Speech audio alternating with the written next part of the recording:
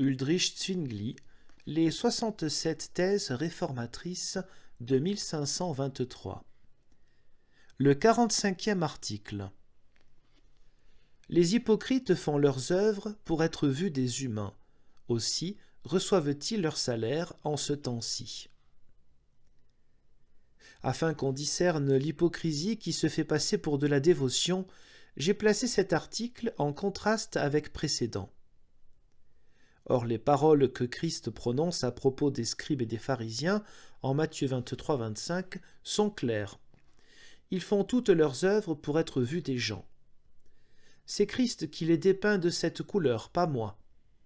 Si donc Christ en Matthieu 6, 1 à 18 nous ordonne, quand nous donnons des aumônes, prions, jeûnons, de ne pas ressembler aux hypocrites qui font leurs prières là où ils savent que se rassemble la plus grande partie du peuple, mais nous ordonne au contraire, si nous voulons prier, d'aller dans notre chambrette et de fermer la porte derrière nous et d'y invoquer en secret notre Père céleste. Il s'ensuit alors que ceux qui étalent leurs prières en public ressemblent aux hypocrites que Christ tense dans ce même passage. Il s'ensuit aussi que ceux-là reçoivent ici leur salaire, comme Christ le dit au même endroit. En vérité, je vous dis qu'ils ont reçu leur salaire.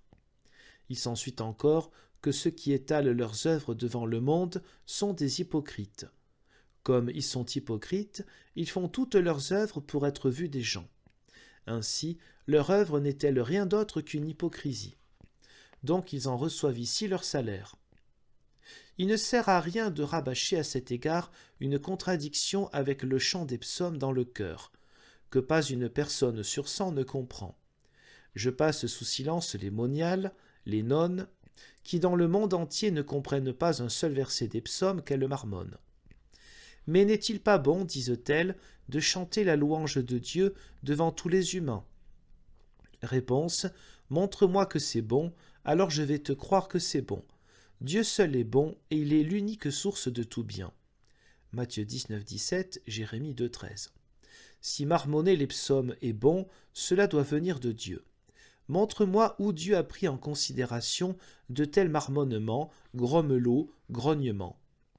Voilà que tu te trouves comme le chat devant le pelletier, car tu découvres le contraire, à savoir que Dieu t'a enjoint d'aller dans ta chambrette et là, dans un lieu secret, de parler à ton Père céleste. Il te verra, t'écoutera et te secondera bel et bien. Si tu étais recueilli, tu serais seul. Le recueillement est faussé par la multitude, sauf dans le cas où l'on rend compte de la parole de Dieu à la multitude, ou bien où un petit nombre de fidèles parlent entre eux de la compréhension de la parole divine, à la manière dont Paul en parle en Colossiens 3, 16. La parole de Christ doit rester et habiter richement parmi vous en toute sagesse, afin que vous vous enseigniez et avertissiez les uns les autres par les psaumes, les hymnes et les cantiques spirituels que par amour vous chantez au Seigneur dans vos cœurs. Ici Paul ne nous enseigne pas à hurler et marmonner dans les temples, mais il nous indique quel est le vrai chant qui plaît à Dieu, et que nous ne chantions pas la louange et la gloire de Dieu avec la voix, comme les chantres des Juifs, mais avec le cœur. Or c'est le cas si nous parlons entre nous des psaumes et de la louange de Dieu, que les prophètes ont eux aussi chanté dans leur cœur et leur chambrette, afin de nous instruire et de nous avertir les uns les autres. C'est pourquoi mon conseil le plus sérieux serait qu'au lieu de marmonner les psaumes, on les lise, on les explique et on discerne le beau sens inspiré de l'esprit qui s'y trouve. Je dis la même chose à propos des autres parties de l'Écriture.